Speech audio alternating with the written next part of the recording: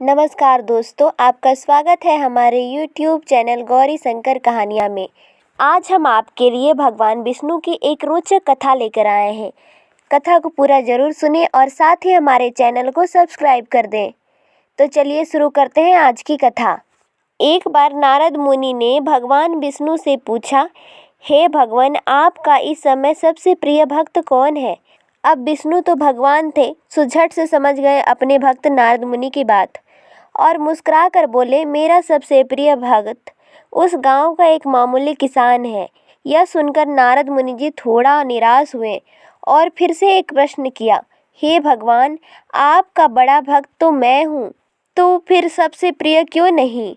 भगवान विष्णु जी ने नारद मुनि जी से कहा, इसका जवाब तो तुम खुद ही दे दोगे।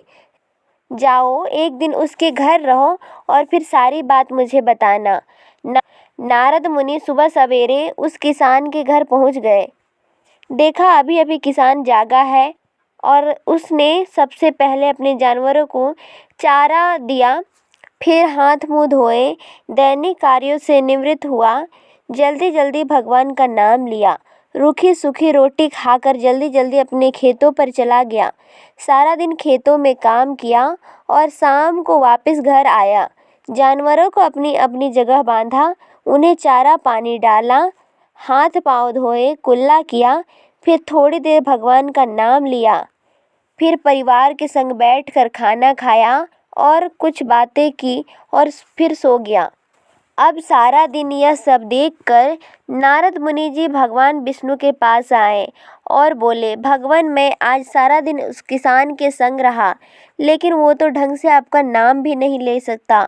उसने थोड़ी देर सुबह, थोड़ी देर शाम को, और वो भी जल्दी जल्दी आपका ध्यान किया, और मैं तो 24 घंटे सिर्फ आप ही का नाम जपता हूँ।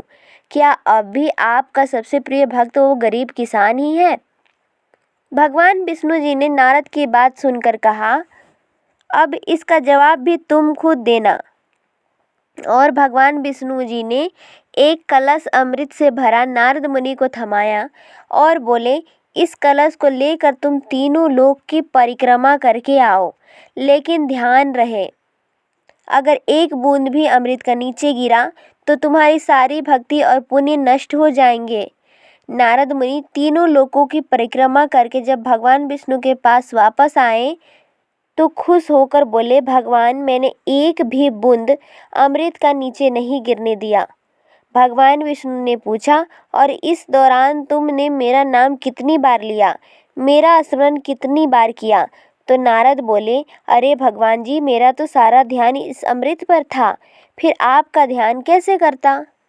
भगवान विष्णु ने कहा, हे नारद, देखो, उस किसान को तो अपना कर्म करते हुए भी नियमित रूप से मेरा स्मरण करता है, क्योंकि जो अपना कर्म करते हुए भी मेरा जाप करे वही मेरा सबसे प्रिय भक्त हुआ। तुम तो सारा दिन खाली बैठे ही जप करते हो, और जब तुम्हें कर्म दिया तो मेरे लिए तुम्हारे पास समय नहीं था। तो नारद मुनि सब समझ गए और भगवान के चरण पकड़कर बोले, हे भगवान, आपने मेरा अहंकार तोड़ दिया, आप धन्य है। कथा को पूरा सुनने के लिए धन्यवाद। यदि आपको कथा अच्छी लगी हो तो कमेंट में जय श्री हरि ज़रूर लिखें। धन्यवाद।